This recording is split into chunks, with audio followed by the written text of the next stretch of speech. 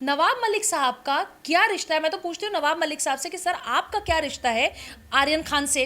आप क्या रिश्ता है बॉलीवुड के चर्चियों और गजेड़ी गैंगों से? आपको इतना इंटरेस्ट क्यों है? मुझे तो लगता है कि समीर वानखेड़े से वो इसलिए आयुषी जी चिड़े हुए हैं क्योंकि आपको याद होगा कि इनके दामाद अभी कुछ दिन पहले एनसीबी ने कार्रवाई की थी। यही समीर वानखेड़े थे जिन्होंने इनके दामाद पे भी कार्रवाई की थी। तो मुझे लगता है ये जो गुस्सा है ये समीर वानखेड़े पे आर्यन खान के केस का नहीं है, ये उनके दामाद के केस का है जिसकी भड़ास वो समीर वानखेड़े पे निकाल रहे हैं। नवाब मलिक को समझने की जरूरत है कि आपकी इन हरकतों से जो देश की जनता है जिन्होंने आपको वोट किया है वो कहीं ना कहीं ये जरूर सोचती है कि अगली बार इस व्यक्ति को वोट नहीं देना क्योंकि तो चर्ची गजेड़ियों का वकालत है। मैं तो कह रही हूँ नेतागिरी की कुर्सी छोड़ के आप वकालत क्यों नहीं कर लेते? नवाबों का दौर बीत चुका है। अगर नवाब मलिक को इस बात की गलत फहमी है कि वो नवाब है तो इस देश में बड़े नवाब आए और बड़े नवाब गए, अब वो नवाब नहीं है। अब अनन्या पांडे कंज्यूम करती थी नहीं करती थी, लेकिन अनन्या को ये बात बतानी पड़ेगी कि जो आपका चैट है कि जुगाड़ हो जाएगा क्या, इनका ये कहना है मैं अरेंज करती हूँ, तो कहाँ से अरेंज करेंगी? आपके घर में अफीम गांजा चरस की खेती होती है? बहुत कंफ्यूज है स्वरा भास्कर को लेके कि वो एक्टर हैं, वो एक्ट्रेस हैं, या वो जेएनयू की एक्स स्टूडेंट हैं क्योंकि जेएनयू में भी मिल जाती हैं, वो नेता है, या वो नई नई अभी किसान नेता बन गई थी थ्रेटा ग्रेटा और किन के साथ। तो स्वरा भास्कर को तो एक्चुअली मुझे लगता है कि उनको इलाज की ज़रूरत है। कूपर हॉस्पिटल में मुंबई अभी एनसीबी ने उनको सम्मन भी किया है, वो जाएंगी, उनको उनके इलाज की ज़रूरत है। क्योंकि अब जहाँ पे भी आप देखेंगे कि शाहीन बाग की बिरयानी बट रही हो, सबसे पहला व्यक्ति जो बिरयानी खाने चला जाता है वो स्वरा भास्कर होती हैं। पूरे देश में जो ड्रग्स का खरीद फरोख्त होता है, जो कंजम्पशन होता है, जो युवाओं को बर्बाद किया जा रहा है, जो नार्को टेररिज्म एक बहुत बड़ा शब्द है जो पूरे देश के युवाओं को बर्बाद करने के लिए हमारी जड़ों में डाला जा रहा है। नमस्कार, आप देख रहे हैं ओ न्यूज़ हिंदी और मैं हूं आपके साथ आयुषी श्रीवास्तव। एक तरफ जहां आर्यन खान की जमानत याचिका पूरी तरीके से रद्द हो गई है तो वहीं दूसरी तरफ अब एनसीबी के पीछे महाराष्ट्र सरकार हाथ धोकर पीछे पड़ गई है। आपको बता दें, नवाब मलिक ने अब बयान दिया है। नवाब मलिक ने यह कहा है कि समीर वानखेड़े जो कि एनसीबी के जनरल सचिव हैं वो फर्जी हैं और बॉलीवुड से पैसा लेते हैं, सेलिब्रिटीज को फंसाते हैं। इसी मुद्दे पर हमारे साथ ज्यादा बातचीत करने के लिए प्रीति पांडे जी मौजूद है जो कि शायद परिचय की मोहताज नहीं है। मैम बहुत बहुत शुक्रिया हमारे चैनल के साथ जुड़ने में। मैम, एक तरफ जहां आर्यन खान की जमानत याचिका रद्द कर दी गई है तो वहीं दूसरी तरफ महाराष्ट्र सरकार अब कहीं ना कहीं समीर वानखेड़े के पीछे पड़ गई है। नवाब मलिक जी का ये बयान भी है कि समीर वानखेड़े बहुत फर्जी हैं, जो सेलिब्रिटीज हैं उनसे पैसे वसूलते हैं, उन्हें फंसाते हैं। क्या कहें? देखिए, मुझे लगता है कि नवाब मलिक साहब को भी बायोपोलर जैसी कोई बीमारी ना हो और कूपर हॉस्पिटल में उनका इलाज होना चाहिए। इनको बहुत शौक है कि जो सुशांत सिंह राजपूत जैसे केसेस होते हैं, जब हमारे यहाँ जब उनकी मर्डर मिस्ट्री की बात होती है, या नवाब मलिक को अचानक से सपने आते हैं। अगर आपको याद होगा तो देश के एक बहुत बड़े पत्रकार के लिए उन्होंने बात कही थी, अर्नब गोस्वामी के लिए, क्योंकि मुझे तो लगता है कि आने वाले समय में ये इतना परेशान हो जाएगा और ये देख लेना ये आत्महत्या कर लेगा। अचानक से फिर ये बात आज ये कहना, 2 दिन पहले उन्होंने समीर वानखेड़े के लिए बात कही कि समीर वानखेड़े जो हैं वो एक्सटॉर्शन करते हैं और समीर वानखेड़े की 1 साल में नौकरी चली जाएगी, वर्दी उतर जाएगी। आप होते कौन हैं देश की इतनी बड़ी एजेंसी के अफसर के बारे में बोलने? पहली बार तो हमारे यहाँ एनसीबी जो है वो इतना बड़ा काम कर रही है और ये सिर्फ बॉलीवुड या महाराष्ट्र में नहीं कर रही है, पूरे देश में जो ड्रग्स का खरीद फरोख्त होता है, जो कंजम्पशन होता है, जो युवाओं को बर्बाद किया जा रहा है, जो नार्को टेररिज्म एक बहुत बड़ा शब्द है जो पूरे देश के युवाओं को बर्बाद करने के लिए हमारी जड़ों में डाला जा रहा है। नवाब मलिक साहब का क्या रिश्ता है? मैं तो पूछती हूँ नवाब मलिक साहब से कि सर आपका क्या रिश्ता है आर्यन खान से? आप क्या रिश्ता है बॉलीवुड के चर्चियों और गजेड़ी गैंगों से? आपको इतना इंटरेस्ट क्यों है? मुझे तो लगता है कि समीर वानखेड़े से वो इसलिए आयुषी जी चिड़े हुए हैं क्योंकि आपको याद होगा कि इनके दामाद अभी कुछ दिन पहले एनसीबी ने कार्रवाई की थी।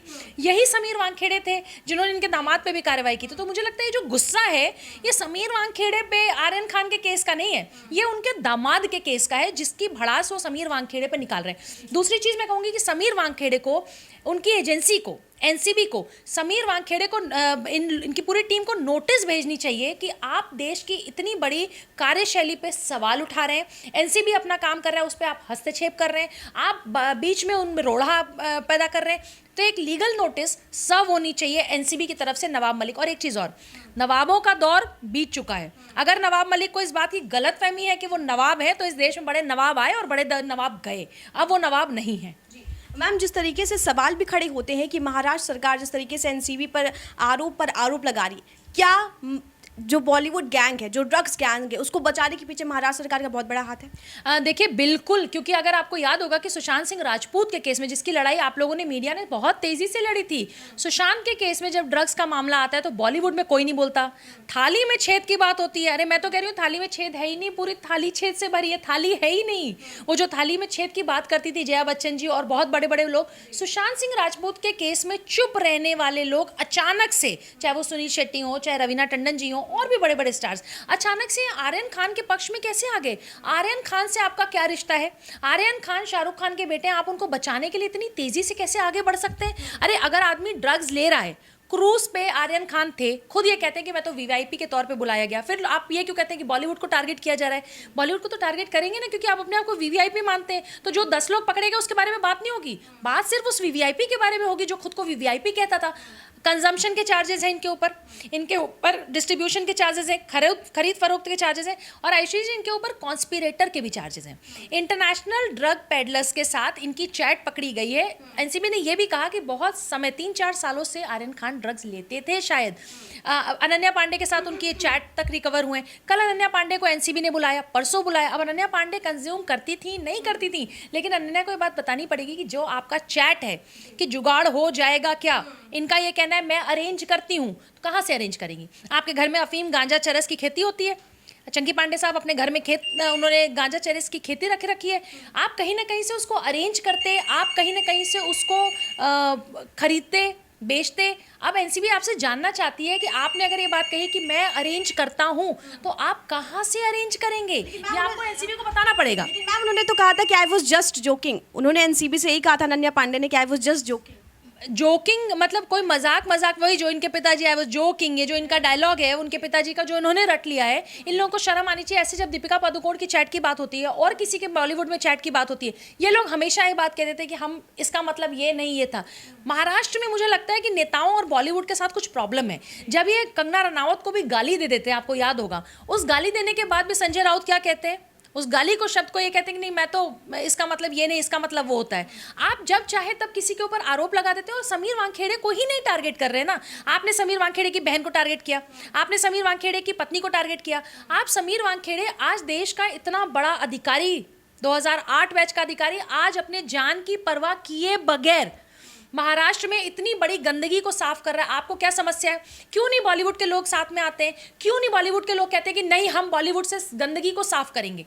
हम महाराष्ट्र क्यों नहीं, महाराष्ट्र सरकार क्यों नहीं कहती कि भाई महाराष्ट्र में जो ड्रग्स का इतना बड़ा एक नेक्सस चल रहा है, आज अगर एनसीबी के जोनल डायरेक्टर समीर वानखेड़े उस पर काम कर रहे हैं, तो हम उसकी सफाई में समीर के साथ खड़े होंगे। समीर के साथ खड़े होना तो दूर की बात है, समीर वानखेड़े को तंग करने लगे। एक्सटॉर्शन के भी चार्जेस आपने लगा दिए। अरे भैया आपके ऊपर इतने चार्जेस हैं, आप किसी को कहते हैं आप वर्दी उतरवा देंगे। जनता आपको 5 साल तक कुर्सी पे बिठाएगी कि नहीं, और बिठाने के बाद अगली बार के चुनाव में आप फिर से जीत के आएंगे कि नहीं, आप उसकी चिंता करिए ना। आप मत चिंता करिए समीर वानखेड़े की। समीर वानखेड़े इस समय देश के युवाओं का आइकॉन है। ट्विटर पे ट्रेंड कर रहे हैं समीर वानखेड़े। लोग कह रहे हैं कि अफसर हो तो समीर वानखेड़े जैसा हो। समीर वानखेड़े के साथ तो पूरा देश खड़ा है, पूरे विश्व भर से लोग समीर वानखेड़े के लिए स्नेह प्यार सम्मान भेज रहे हैं। लेकिन नवाब मलिक को समझने की जरूरत है कि आपकी इन हरकतों से जो देश की जनता है, जिन्होंने आपको वोट किया है, वो कहीं ना कहीं ये जरूर सोचते हैं कि अगली बार इस व्यक्ति को वोट नहीं देना, क्योंकि तो चर्सी गजेड़ियों का वकालत है। मैं तो कह रही हूँ नेतागिरी की कुर्सी छोड़ के आप वकालत क्यों नहीं कर लेते? आप चर्सी और गजेड़ियों के आधिकारिक तौर पे आप उनके वकील बन जाइए। मैम एक तरफ ईमानदार ऑफिसर समीर वानखेड़े, तो दूसरी तरफ नवाब मलिक जी कहते हैं कि बीजेपी की मदद से वो ये काम कर रहे हैं। देखिए मैं आपको फिर ये बात कहूँगी कि बीजेपी, कांग्रेस और नवाब मलिक की पार्टी की लड़ाई में ये इतने अंधे हो चुके हैं कि ये प्रधानमंत्री से नफरत करते करते, बीजेपी से नफरत करते करते अभी अपने देश से नफरत करने लगे। ऐसा कोई व्यक्ति जो देश के खिलाफ एक तंत्र कर रहा हो, देश के खिलाफ बर्बादी का काम कर रहा हो, इंटरनेशनल ड्रग पेडलर्स से बात कर रहा हो, डिस्ट्रीब्यूशन की बात कर रहा हो, खरीद फरोख्त की बात कर रहा हो, पता नहीं कितने युवाओं को बर्बाद कर रहा, अगर आप उसके पक्ष में भी आ रहे हैं तो यकीन मानिए आपको बीजेपी से प्रॉब्लम नहीं है। अब आप बीजेपी से लड़ते लड़ते लड़ते अब आप देश से लड़ने लगे, और जनता को भी पता है कि बीजेपी क्या कर रही है क्या नहीं। और मैं तो कह रही हूँ बीजेपी कांग्रेस की बात ही नहीं है, यहाँ बात राष्ट्र की है। जहां बात राष्ट्र की होगी, जहां बात राष्ट्र के युवाओं की होगी, हमें भी पता है कि अगली बार जो गलती से महाराष्ट्र की कुर्सी पर बैठ गए उनको अगली बार कुर्सी पर बिठाना ही नहीं है। मैम जिस तरीके से आज पूरा बॉलीवुड चुप है, स्वरा भास्कर ने ये बयान भी दिया था कि वो कंजम्पशन करता था, वो सिर्फ लेता था, वो ड्रग पैडलर नहीं था। उसको इस तरीके से एनसीबी क्यों कर रही है, क्यों उसके साथ इस तरीके से अत्याचार किया जा रहा है? मैं तो देखिए स्वरा भास्कर को लेके हमेशा अपने इंटरव्यू से कहती हूँ कि मैं बहुत कंफ्यूज हूँ स्वरा भास्कर को लेके कि वो एक्टर हैं, वो एक्ट्रेस हैं, या वो जेएनयू की एक्स स्टूडेंट हैं क्योंकि जेएनयू में भी मिल जाती हैं, वो नेता हैं, या वो नई नई अभी किसान नेता बन गई थी थ्रेटा ग्रेटा और किन के साथ। तो स्वरा भास्कर को तो एक्चुअली मुझे लगता है कि उनको इलाज की ज़रूरत है। कूपर हॉस्पिटल में मुंबई अभी एनसीबी ने उनको सम्मन भी किया है, वो जाएंगी, उनको उनके इलाज की ज़रूरत है। क्योंकि अब जहाँ पे भी आप देखेंगे कि शाहीन बाग की बिरयानी बट रही हो, सबसे पहला व्यक्ति जो बिरयानी खाने चला जाता है वो स्वरा भास्कर होती हैं। ऐसे सारे लोग जो बॉलीवुड में बैठ के देश के खिलाफ तंत्र कर रहे हों, उनके ऊपर पूरी कार्रवाई होनी चाहिए। और एनसीबी कोई छोटी मोटी एजेंसी नहीं है, एनसीबी बहुत बड़ी एक एजेंसी है, अपना काम करिए। उसके काम के रोड़ा में जो भी रोड़ा बन के आता है बीच में, आप उन सब के ऊपर कार्रवाई होनी चाहिए, चाहे वो कोई नेता हो, चाहे बॉलीवुड का कोई एक्टर एक्ट्रेसेस हो, चाहे ये स्वरा भास्कर जैसी कोई अभिनेत्री हो। मैम एक सवाल बहुत खड़े हो रहे हैं जब से आर्यन खान गिरफ्तार हुआ कि खान का बेटा है इसीलिए गिरफ्तार किया गया। महबूबा मुफ्ती से लेकर वैसे यही कह रहे हैं। देखिए मेरा पूरा नाम है प्रीति पांडे, तो मैं तो ये कहूँगी कि अनन्या पांडे को इसलिए टारगेट तो नहीं कर रहे हैं कि वो पांडे है।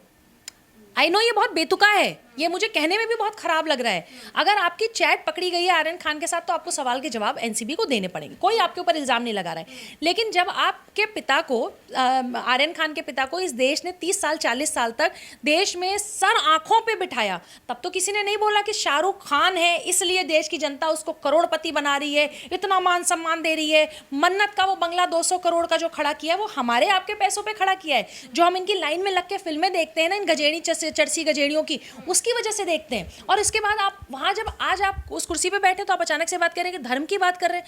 30-40 साल तक आपको याद नहीं आया कि आपके नाम के आगे खान लिखते हैं, तब भी जनता ने आपको सपोर्ट किया। अचानक से इस केस में ये बात कहना, जितने लोग कह रहे हैं, वो महबूबा मुफ्ती से लेके जितने लोग ये बात कह रहे हैं, मुझे तो लगता है कि ये लोग 40 साल का रिकॉर्ड क्यों नहीं देखते कि वही जनता थी जिसने शाहरुख खान को दी, शाहरुख खान बादशाह, बॉलीवुड का इतना बड़ा स्टार बनाई। ये बेतुके लोग हैं, ये हर जगह धर्म ढूंढ लेते हैं। चरसी गजेड़ियों को बचाने के लिए इनकी पूरी गैंग है, लेकिन आई एम श्योर कि एनसीबी समीर वानखेड़े किसी को भी नहीं बख्शेंगे, चाहे वो कितना भी इन्फ्लुएंशियल व्यक्ति हो।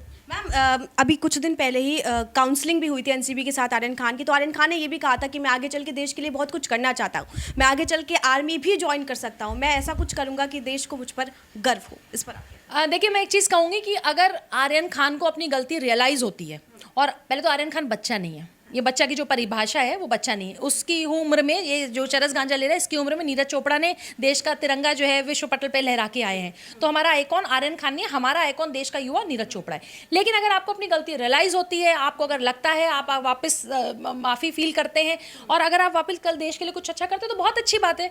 जब संजय दत्त के ऊपर वो संजू फिल्म बन के और उनको इतना बड़ा एक अच्छी इमेज बना के उनके ऊपर फिल्म आ गई, तो बड़ी बात नहीं होगी कि आर्यन खान के लिए रेड चिलीज एंटरटेनमेंट भी एक फिल्म ले आए और इनको फिर बेचारा दिखा दे। पर अच्छी बात यह है कि अगर आप कल सुधार ला सके, देश के लिए कुछ कर सके, तो बहुत अच्छी बात होगी।